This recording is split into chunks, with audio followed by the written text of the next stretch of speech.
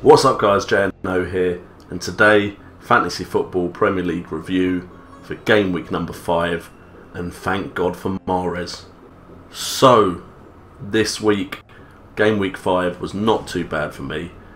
It was actually above average again, which means my game week rank was okay, and I actually got higher up in the overall rank. Overall I'm now at 1.5 million, or just above that.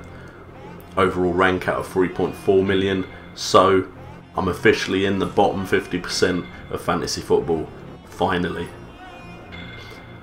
That being said, overall points 197.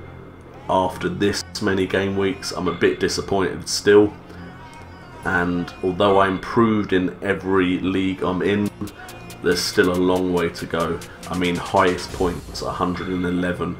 People had Naismith and played their bench boost. It's just, I don't know how to keep up with this when my midfield and my strikers score as pitiful as they did. But we'll have a quick look at the team. Fabianski, Swansea lost 1-0.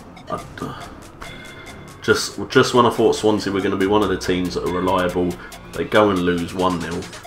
Fabianski gets 3 points. If I'd put Butland in, despite the fact he conceded more goals, he would have scored me 1 extra point. My defence was very solid. Like I said and like I predicted, Southampton-West Brom was a boring 0-0 draw. Check out my prediction show, Football Gets Certified, to see my predictions coming right for some of these games. And Kolarov managed to get clean sheet and full bonus points. Now, I only saw highlights of the game, so I'm not 100% sure why Kolarov got all the bonus points, but I'm not going to argue. Fantasy Premier League gods, thank you very much for those extra 3 points. Then it just went downhill. Pedro, energetic, but did nothing in the Everton game, pretty much like the majority of the Chelsea team. Sanchez, again, hit the post, hit the woodwork, did everything but score a goal. Andre Ayew, part of the Swansea side that didn't beat Watford. Callum Wilson, Bournemouth just got annihilated by Norwich. Nothing could do about that. Gomez, again, part of that Swansea side. I was thinking going against Watford, 3 Swansea players was a good choice, and it clearly wasn't. And then finally, we have Aguero, taken off in like 20 minutes. He was my captain. I doubled up on 1 point and got 2. What a waste. But fortunately I had Mahrez in the team. If only I put the captain on him, I'd have made up some more ground. Mahrez managed to get 2 assists, full bonus points for the full 11 points. Thank you, Mahrez, for being one of the few players that I can rely on. And let's have a quick look at the leagues, see what we did in the leagues and who's top of the Certified Premier League. Alright, as you can see, greens everywhere, which is exactly what we want to see, just not to the level I kind of was hoping for this weekend. In Kirkjoy's league, I'm now ranked 132nd, down from 151st, so that's quite a big jump, almost 20 rankings there, 20 position rankings.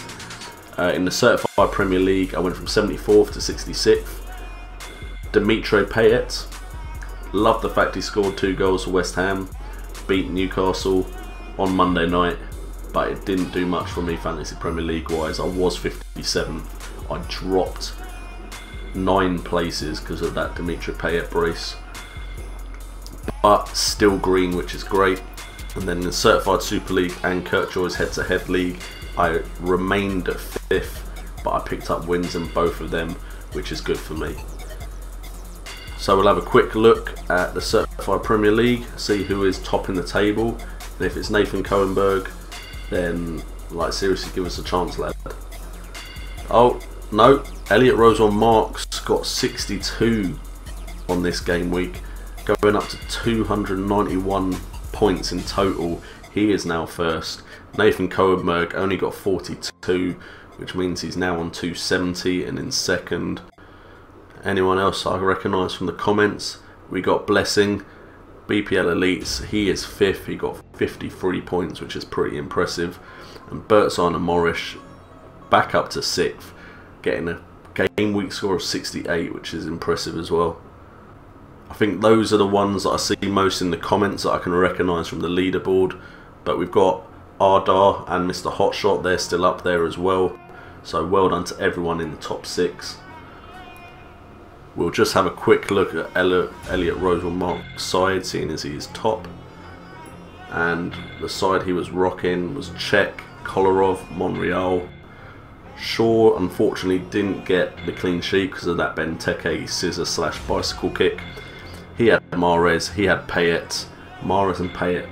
If only I had Mahrez and Payet. And then his strikers let him down as well. He had the same strikers as I did. He is ranked 2078th. That is impressive. If you can keep it up and stay in that kind of ranking, you should start your own YouTube channel. Maybe you want to take over mine. And we'll just have a look who had the highest game week score. Can we check that? No, I'm not sure we can. But I mean, near the top of the table, it was Harrison Smith with the Chipmunk family. He had 5 at the back. That's an interesting choice. And he did lose 12 points because of transfers made.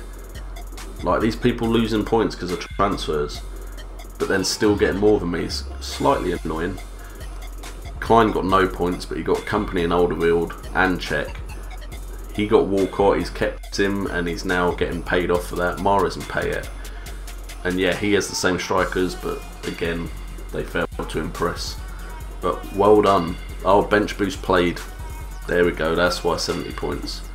Anyway, let's have a quick look at the Certified Super League.